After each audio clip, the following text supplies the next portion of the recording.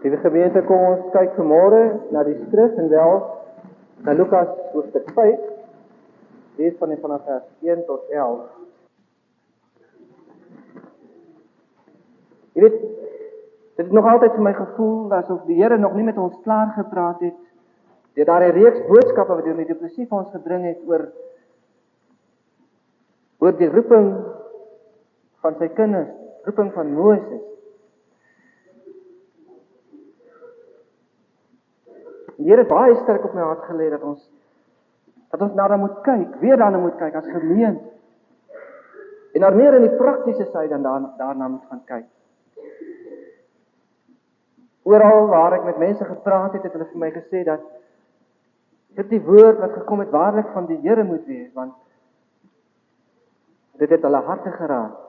As ons ook kyk na daardie dag, daardie een spesifieke môre toe ons moes gekies het, keuse gemaak het vir die Here en ons as een gemeente opgestaan het, dan kan ons dit nie so by ons laat verbygaan. Dan moet ons vanmôre daarby gaan stil staan, net weer kyk, wat het gerealiseer van my besluit van daardie môre. Miskien is ek verkeerd, maar as ek kyk daarna, my broeders, soos wat die Here op my hart gelê het, dan sê die Here vir my dat daar is fout met daardie besluit wat ons daardie môre geneem het. Nie met die besluit as sulks nie, maar met ons daarna. Wat het ons gemaak met daardie besluit van daardie môre?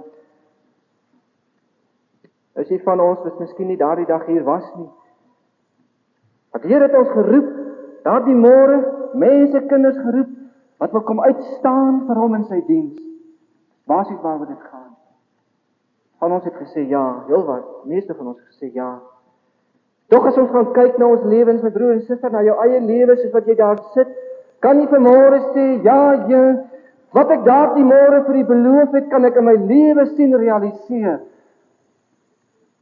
Of as jy terugkyk daarna, of jy miskien met my saamstem, dat daar nie regtig iets plaasgevind het nie.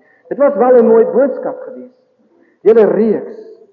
Dit is basies waar dit by gebly het.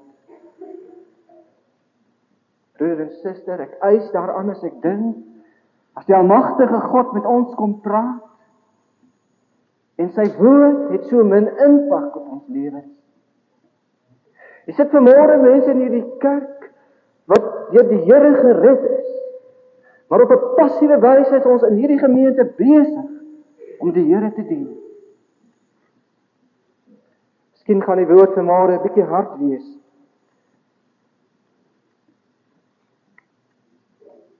Aanvanklik het die uitnodiging, na die uitnodiging, het dit regtig geblyk asof dit ons werklik geraak het. Nou lyk dit asof dit spoedig verby was. Afgesien van hierdie laaste tema, het die Here in die verlede al verskeie kere baie met ons gepraat, met indringende boodskappe waarin hy vir ons uitgedaag het om hom te dien. Vele boodskappe, nog in die Jakobus se tyd.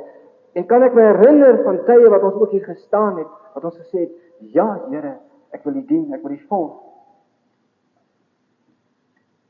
Jy weet, as ons na Jesus kyk en hoe hy gevoel het oor daardie dorpe in wie hy so intens gewerk het, en sy uitspraak daar, miskien moet ons die skrif daarvan gaan naslaan, Matteus 11 vers 20, kom ons kyk net vinnig daarna, Matteus 11 vers 20,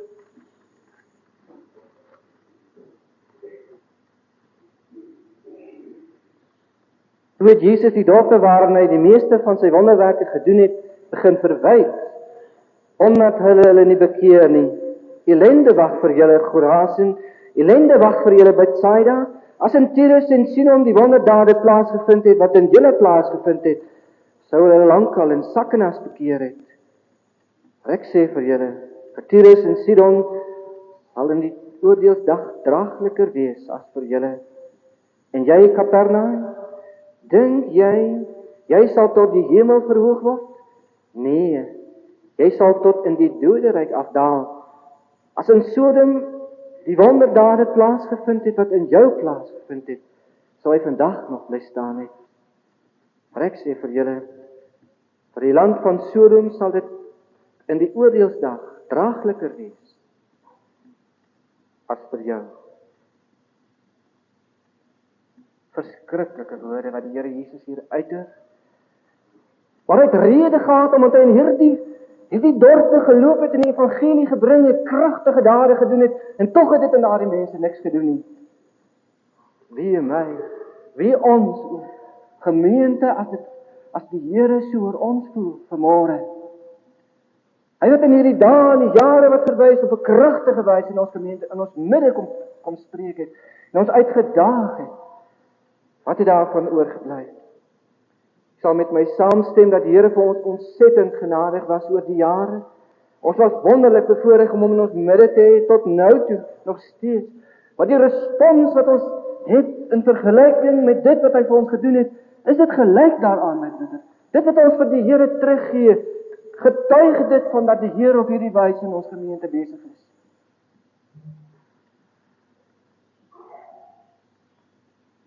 Hierdie is 'n baie ernstige saak.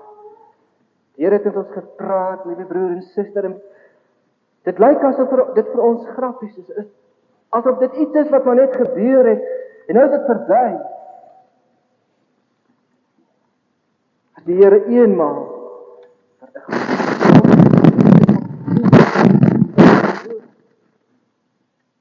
kan hy dit 'n tweede keer doen. Ag, en as ons net na die volgende gedeelte kyk, net die volgende gedeelte, dan is daar die uitnodiging van die Here Jesus, kom na my. Hy pleit amper. Die ene oomblik het hy hulle verdoem, en die volgende oomblik vra hy, kom na my, almal wat wil. Daar is tyd, daar is nog vir ons tyd, liewe gemeente.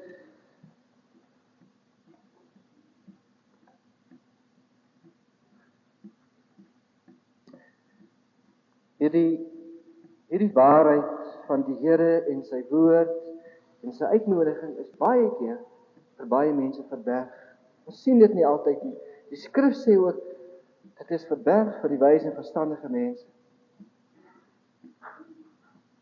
Miskien het ons nodig dat Johannes die Doper weer soos van ouds uit die woestyn kan kom en hier in ons midde kom staan en skreeu en roep, bekeer julle tot God. Ek sal vanmôre vir my sê, maar dis nie nodig nie, want ons is dan bekeer, ons is dan 'n gemeente wat die Here liefhet, wat die Here dien. My broer en my suster, toe Johannes die Doper tussen daardie mense geloop het, het hy gestaan tussen kerkmense. Daardie fariseërs was mense wat die Here gedien het, tot in die fynste besonderhede, en tog moes hy in hulle midde kom staan en vir hulle sê, julle is bedrieërs, julle is gewitte grafte. Het ons nodig dat Johannes hier moet kom staan. Jy weet, daar in die begin van in Handelinge met die eerste kerk, die Ananias en Safira, ons weet, ons ken die verhaal. Wie was Ananias en Safira? Hulle is van die binnekring van die kerk gewees op daardie stadium. En die offer wat hulle daardie môre gebring het, was baie groot. Maar hulle ja was nie hulle ja nie. En daarom het die Here hulle met die dood getref. Liewe gemeente, as ons 'n ja in hierdie gemeente gesê het vir God, dan moet ons ja wees. Maak nie saak hoe goed ek is nie.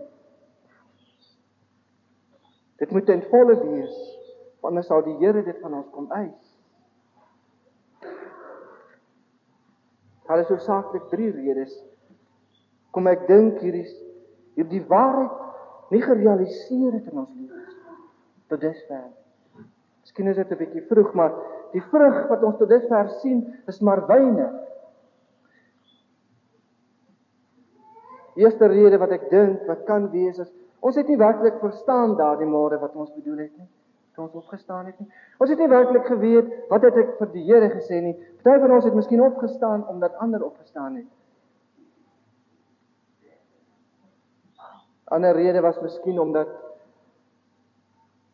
ons bedoel dit wel eerlik met die Here. Maar ek weet nie regtig wat om te doen nie. Ek het gesê ja, maar wat moet ek nou doen? Derde rede wat ek dink, wat dit kan wees, is dat ons nie regtig kan sien om hierdie prys daar te betaal. Ons gaan so 'n bietjie stil staan by elkeen van hierdie punte. As ons na die eerste een kyk, dan Ons kyk in die algemeen in die wêreld, my liewe broer en suster, dan wil dit voorkom asof die Here in die wêreld ver en dof is. Mense sien die Here as iemand wat daar ver is, waarvan maar net so nou en dan gepraat word, maar dit is nie werklik 'n werklikheid in die lewens van ons wêreld nie.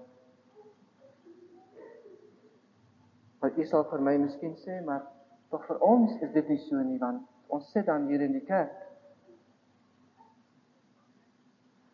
Juist te meer, my liewe broer en suster, as ons hom dan werklik verstaan, kan jy indink dat die almagtige God met ons op so 'n wyse kom praat.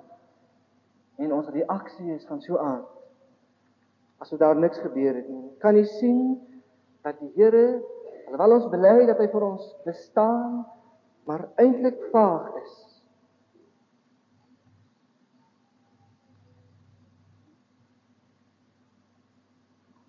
Ons kan nie in die gemeente kom en dinge sê wat ons glo, wat ek is, sonder om dit met my lewe te bewys. Dit is waarvoor die Here vir ons daardie môre uitgedaag het, dat ons sal kom bewys wat ons bedoel met ons lewe. As ons na die disippels kyk, in die geleesde gedeelte, Lukas 5 vers 11, Lukas 5 vers 11,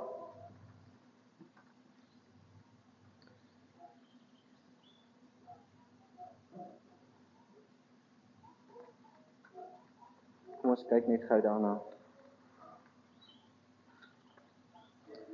Dan sien ons daar in die laaste vers, vers 11 staan, nadat hulle skei toe op die strand getrek het, het hulle alles net so laat staan en hom gevolg.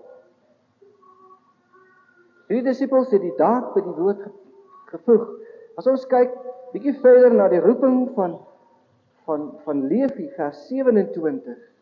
Kom ons lees net vers 27. Daarna het Jesus uitgegaan en die tollenaar met die naam Levi by die tolhuis sien sit. En hy sê vir hom, volg my.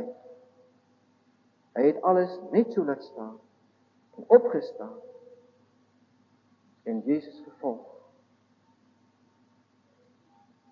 Dit is wat dit beteken om te sê ja, om op te staan en die Here te volg. As die Here vir ons werklik so belangrik is, broeders, as wat ons wil voorgee, dan sal ons opstaan. Dan sal ons begin doen die dinge wat die Here van ons vra. Miskien moet ons vir die Here vra om vir ons te verduidelik of te verklaar wie hy is. As ons dan nie werklik verstaan wie hy is of wie ons roep nie. Miskien moet ons hom vra, Here, toon my wie roep my. En as ons dan gesien het wie hy is, sal ons nooit kan bly sit as die Almagtige ons geroep het. As hy gesê het, kom, hoe kan ons dan bly sit? Ek sê, ons het miskien nie regtig geweet.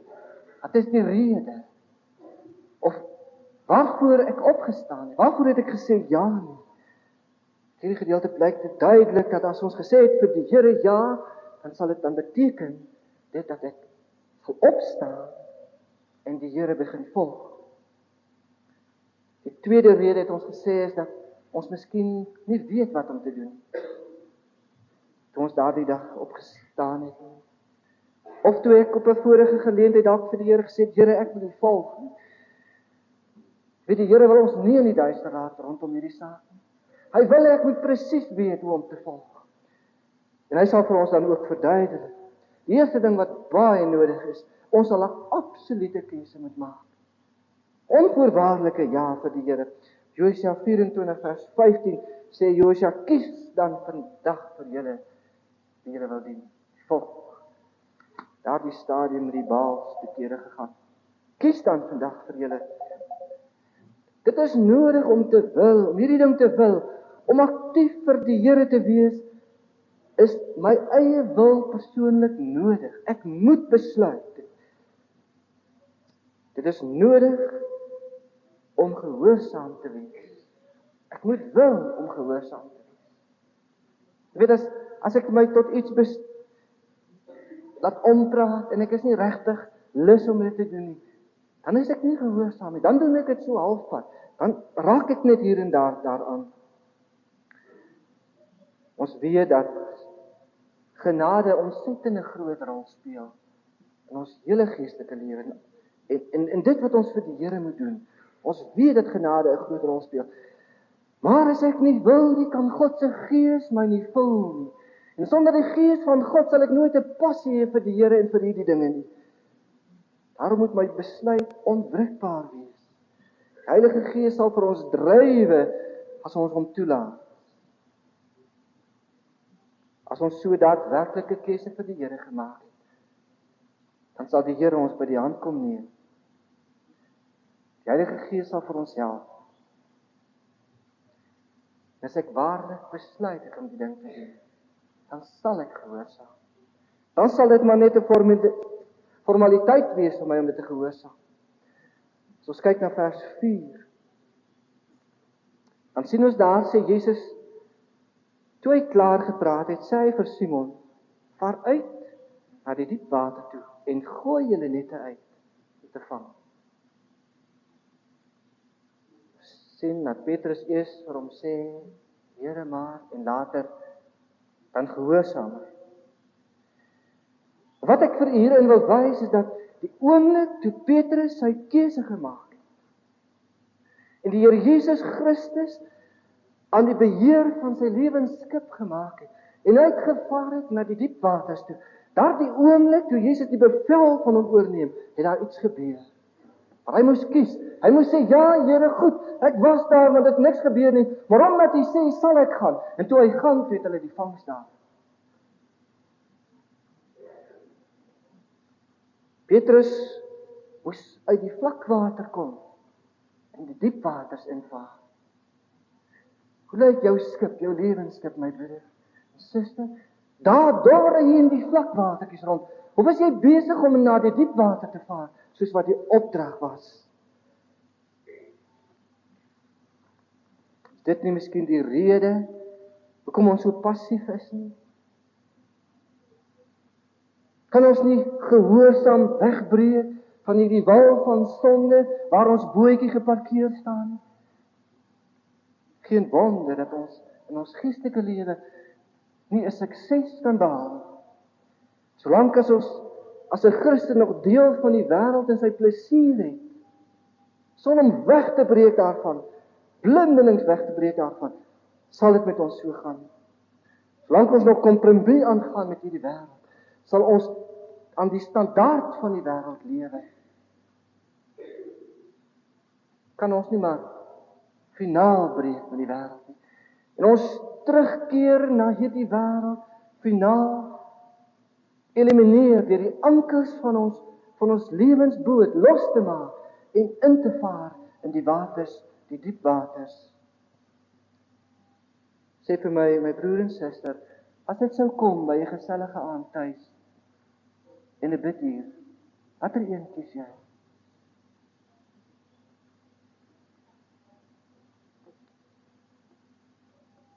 ‘n groot skip het diep water nodig.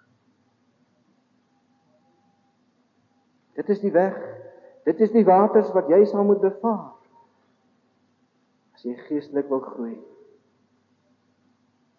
As ons nie gekies het nie, my broer en suster, het ons nog niks bereik nie. As ons nie waarlik tussen hierdie saak gekies het nie, Here, onvoorwaardelik, mag nie saak wat tussen my staan nie, dan het ek nog niks bereik nie, en dan sal ek ook nie geestelik groei. Ons is so geneig om na die ryk jong man te kyk en veroordelend na hom te kyk. As hy daar vir Jesus bedroef van hom weggaan omdat hy daar die keuse nie kon maak nie. Maar my broer en suster, daardie man het ten minste op die plek gekom waar hy moes kies. Al kon hy nie sê ja nie. Soveel van ons het nog nooit op die plek gekom waar ons moes kies nie. Tussen hierdie wêreld en God. Ja, ek het besluit om kerk toe te gaan. Ek het besluit om bid hier te gaan. Maar ek moes nog nooit in die wêreld 'n keuse maak nie. Mense kon nog nie sien dat ek absoluut vir die Here lewe en ek het vir hom gekies, maak nie saak wat wil nie. Daardie opsig het die ryk jong man baie verder gevorder as die meeste van ons. Vir party van ons is dit nie nodig om 'n keuse te maak nie, want ons geestelike lewe en ons werk en ons alledaagse lewe is so langs mekaar dat ek kan nie sien dat ek 'n keuse moet maak nie. Is dit nie vir jou nodig om 'n keuse te maak nie, my broer en suster? Dan wil ek vanmôre vir u sê, Jy sal die uitsondering wees. Jy sal die uitsondering wees. Dat die Here kan dien met alles wat jy het, sonder 'n ware keuse. Hierdie keuse is nie maar net tussen geld en die Here, soos wat daardie jong man moes kies nie. Maar dit kan selfs tussen jouself en God wees. Jou familie en God. Dit wat jy van hou en God. Om hierdie weg te bewandel, moet ons 'n keuse maak. Dit is waar. Dat as ek vir die Here wil lewe, in die buitewêreld 'n getuie wil wees, daar in my werk, dan het ek guts nodig. Dit is so. Daar is nie plek in hierdie pad vir iemand wat nie die wil het, die guts het, die Engelse woord. Die enigste woord wat daarvoor kan beskryf. As jy nie werklik die guts het nie, is daar nie plek vir jou. Ons is maar tevrede om Sondag hier in die kerk te kom sit, Woensdag in die bid hier te wees. En dan nog by uitsondering by die sel te wees. Dit is waar my geestelike lewe eindig. As iemand van die wêreld sal kom en elke Sondag skielik saam met ons net hier kom sit, my broer en suster, dan lyk hy net soos ons. Daar's geen verskil nie. Die wêreld moet weet. Die wêreld moet sien as iets aan die gang. Die Here sê, as ek kom op daardie wyse dien, maak ek hom siek, staan daar in Openbaring. Hy spoeg my uit, omdat ek nie lou is nie, ook nie warm is nie, maar ek koud of warm is nie, ek is lou, hy spoeg my uit. Hy het geen lus vir my nie. Daarom kry ek swaar. Daarom kan ek nie 'n antwoord van die Here kry as ek van hom iets soek nie, want die Here draai sy kop van my af weg. Sy oor is nie na my geneig nie. Hierdie godsdiens is 'n gedagte van godsaligheid, sê die skrif.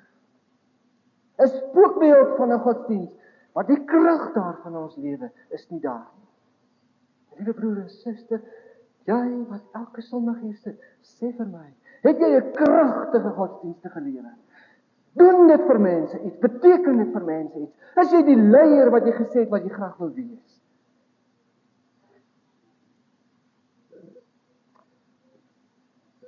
So ons dink aan verlede naweek toe die COVID was. Ek was hier die kerk vol. Ons het dit oopgeskuif daar agter. Kan jy sien, my broer en suster, wat stel ons tevrede? Wat maak my hart vol? Mooi boodskap. Ek het niks teen sy besoek nie. Ons prys die Here vir die mense wat hier was. Wat my pla is dat dit is die ding wat vir ons gryp aan die hart. Maar nie my keuse. Dit wat ek gesê het, Here, ek wil. Daardie Saterdag aand van daai selfde naweek, toe was ons op die laataan bid hier 20. Kan jy sien, my broer en suster, wat stel ons tevrede? Kan jy sien waarvoor jy gesê, ja, Here, ek kan vergeet.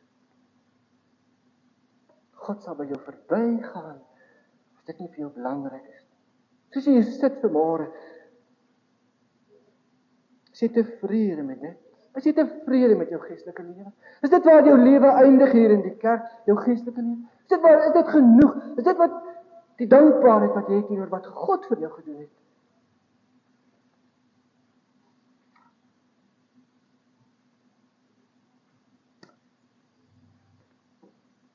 Weet ons, Kerkraad het met ons laaste vergadering groepbespreking gehad oor onder andere dieselfde. Wat gaan daar aan? Leemtes. Een broeder het vir my met 'n groot smart die een saak uitgelig, en dit is dat hy's bekommerd oor die lakse bywoning van ons gemeente van die sel. Nog nooit het ons dit van hierdie kansel af gesê, dat daar is laksheid wat die sel betref nie. Ons het u wel genooi met suster. Daar's baie verskonings. Daar's hope verskonings. Hoekom ons hierdie sel nie bywoon? Broer en suster, ons het nie nodig om vir mekaar hierdie verskonings te noem nie. Jy sal 'n geleentheid kry om dit vir die Here te noem. Dit kan ek vir jou verseker vanmôre. As jou geestelike lewe hier eindig, in hierdie kerk eindig, sal jy nodig hê om vir die Here verskoning aan te bied.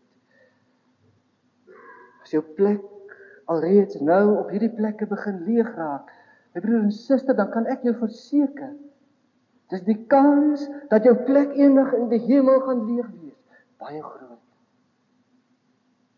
Jy kan dit vanmôre vat soos dit u wil.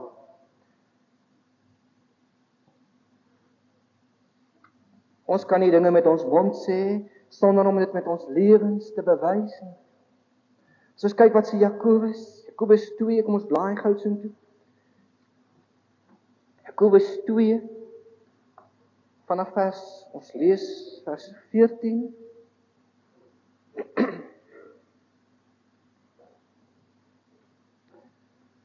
Wat help dit, my broeders, as iemand beweer dat hy glo, maar sy dade bevestig dit nie?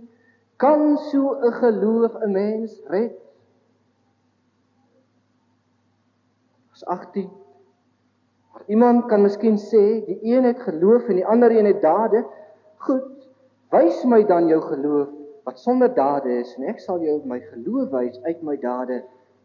Glo jy dat God net een is? Dit is reg, die duiwel glo dit ook, en hulle sidder van angs. Jou dwaas, wil jy bewys hê dat geloof sonder dade nutteloos is? Ons voorvader Abraham het sy seun Isak op die altaar gelê. Is dit nie op grond van wat hy gedoen het dat God hom vrygespreek het nie?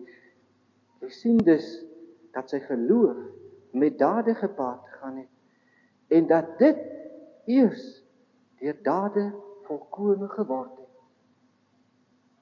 Ons kan tog nie verby kyk nie. As my lewe hierdie vrug nie het nie, liewe broer en suster, kan ek nog sê ek het die geloof in God.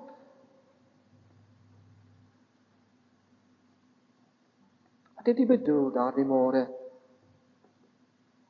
Ek vertrou dat ons as gemeente, en ek praat van myself as ek hierdie dinge sê, dat ons as gemeente onkundig was toe ons gesê het, ja Here, en ons respons was nie regtig so nie. Dat ons dit in onkunde gedoen het, maar nie uit onverskilligheid nie.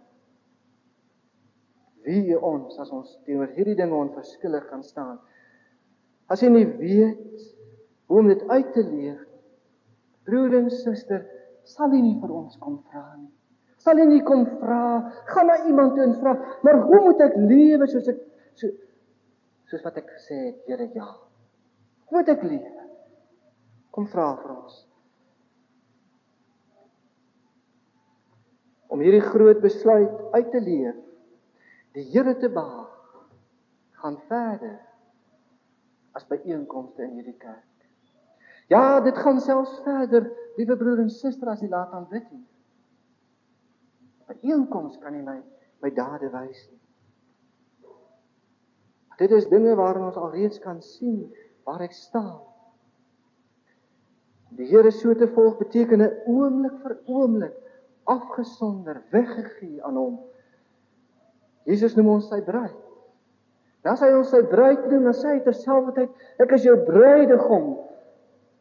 En ons kan tog nie deel aan hom, die bruidegom hê, sonder dat ons deel aan die intiemste oomblikke van sy stryd en homself nie. Jy sal baie vinnig vir jou man of jou vrou sê, jy het nie deel aan my nie, as hy jou onbetrokke is by jou. Ons is tog so vinnig ook om dit te sê. Ons kan die aanspraak maak om deel te hê aan Christus, sonder deel te hê aan sy stryd. Miskien wonder jy vanmôre, wat gee my die reg om hierdie dinge te sê? Miskien het dit tyd geword dat een van ons wat hier onder is, die waarheid ook noem, onderstreep. Want ons luister nie altyd na wat daar van bo af gesê word. Want die predikant is 'n trappie hoër is ons. Hy kan so leef, daarom kan hy dit praat. Maar ek as gemeentelid is nie vir my nodig. Gee nie om goeie hart jy het nie. Gee ook nie om hoeveel goed jy doen, of hoeveel sleg jy nie doen nie. Maar as jy nie aktief besig is om vir die Here te dien, diensbaar te wees nie, het jy geen deel aan hom nie. Skrif, maar die teendeel in die skrif vir my kan gee, dan sal ek daarmee saamstem. Die tyd is lankal verby, dat kerkraad en 'n predikant alleen die werk in 'n gemeente doen. As ons kyk na die eerste kerk in Handelinge, dan sien ons dat elke gelowige het van huis tot huis gegaan en die evangelie van God verkondig.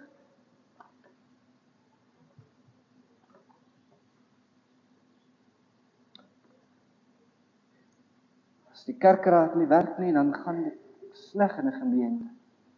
En baie vinnig word dit ook na die kerkraad gewys.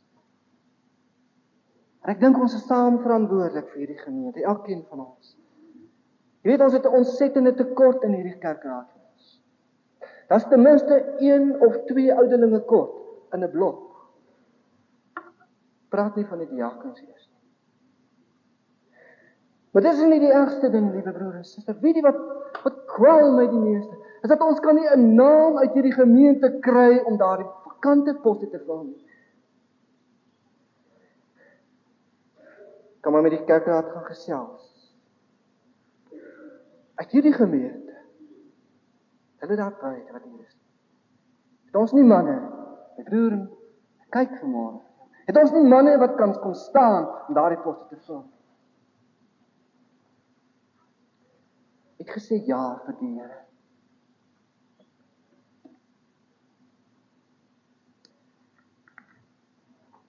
Kry ons nog soveel klagte soms ook, dat sekere huise, sekere plekke nie besoek word nie. Ons kan nie anders nie. Want die mense wat ons moet help, het ons nie. Hulle kyk vir ons.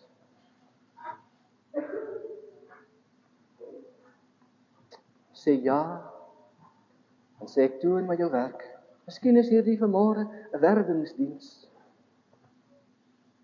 Miskien moet ons dit beskou vanmôre as 'n werwingsdiens. Elkeen wat vanmôre in hierdie kerk sit, wat bereid is, wat gesê het, ja Here, ek sal U dien.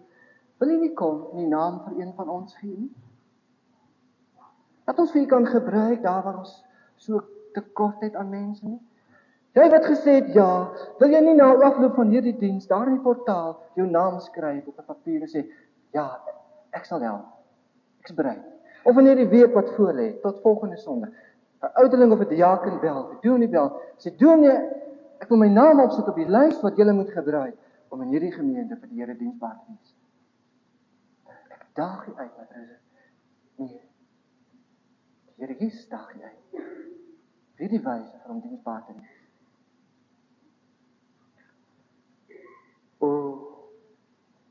Jy weet, ons het vanmôre seker 350, weet nie, vir mense hier in die kerk. Ons het om en by 250 besoekpunte. As elkeen van u wat hier sit vanmôre vir ons een dag gee, dan besoek ons hierdie gemeente in een dag. Is jy bereid? Is dit wat jou ja beteken het daardie dag?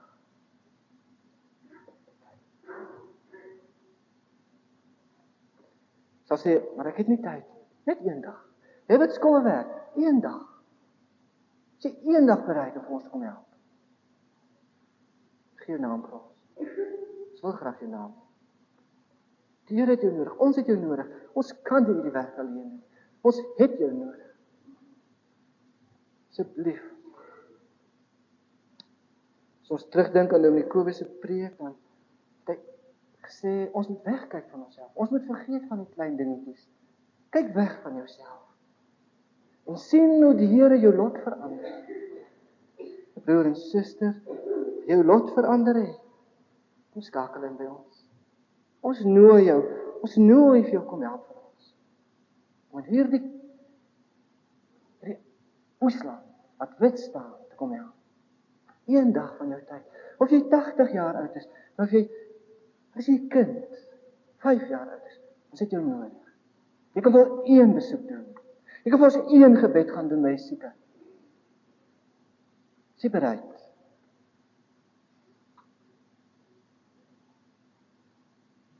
Dit bring ons by ons volgende punt. Is ons bereid?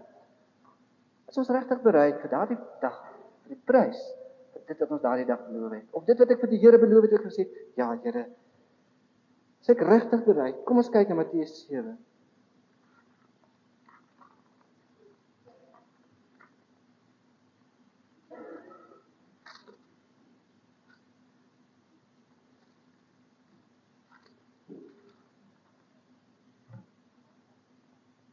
Vers 13.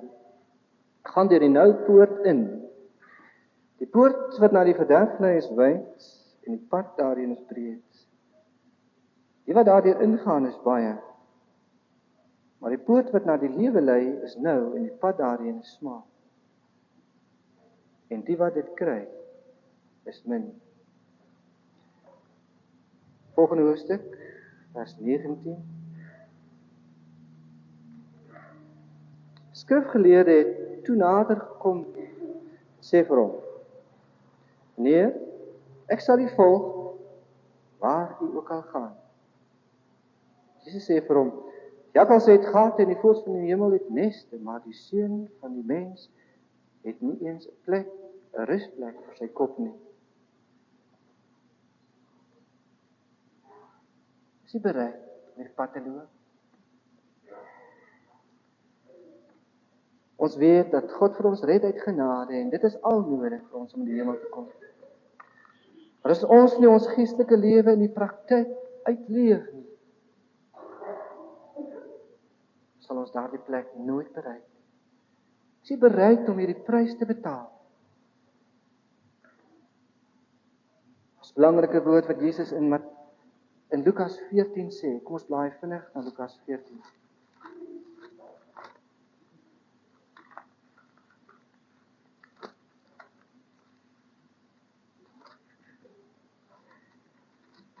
Vers 26.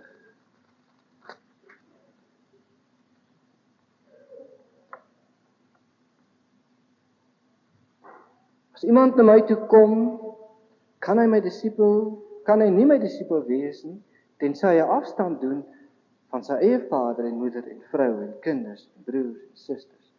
Ja, selfs van sy eie lewe. Iemand wat nie sy eie kruis dra nie en agter my aankom nie, kan my disipel nie wees nie. Ek nie wegkyk vir myself, my eie belang. Kies is my eie belang in God, kan ek sy disipel nie wees nie. In die hemel sal daar niemand wees as net disipels van die Here. As ons so deel van hom in sy diens geword het, dan sal die gedeelte van Efesiërs 4 in ons lewe ook waar word. Ek wil dit graag vir u voorlees. Efesiërs 4 vers 11. Dit is die gawes wat hy gegee het. Apostels, profete, evangeliste, herders, leraars. Sy doel daarmee was om die gelowiges toe te rus vir hulle diens en vir die opbou van die liggaam van Christus. So sal ons uiteindelik almal kom tot die werklike eenheid in die geloof en in die kennis van die Seun van God. Dan sal ons sy kerk so 'n volgroeide mens wees, so volmaak en volwasse soos Christus. Dan sal ons nie meer kinders wees nie. Ons sal nie meer soos golwe op en af, heen en weer geslinger word deur elke wind van dwaalleer as valsleraars ons met hulle slinksheid en listigheid op dwaalweë wil wegvoer nie. Nee, ons sal in liefde by die waarheid bly en so in alle opsigte groei na Christus toe. Hy is immers die hoof. En uit hom groei die hele liggaam. Die verskillende liggaamsdele pas by mekaar en vorm saam een eenheid. Elkeen van hulle vervul sy funksie en so bou die liggaam homself op in liefde. Elkeen van hulle, sê die laaste gedeelte, vervul so sy funksie. Is jy bereid om jou funksie te kom vervul in hierdie gemeente? Of moet Jesus ook vir u hierdie gedeelte quoteer wat hy in Johannes 6 gedoen het vers 60. Toe hulle dit hoor, het baie van Jesus se disippels gesê, wat hy nou sê is daarom te erg. Wie kan daaraan gehoor gee? Vers 66. Hieroor het baie van sy disippels omgedraai, huis toe en nie meer saam met hom gegaan nie. Toe vra Jesus vir die 12, wil julle nie ook weggaan nie? Broer en suster, ons is besig met 'n heilige God. En hy vra vir jou vanmôre om vir hom in sy diens te kom staan, prakties. Of hy vra vir jou, wil jy nie maar gaan? Wil jy maar gaan? Wil jy ook maar omdraai? Kom ons bid saam.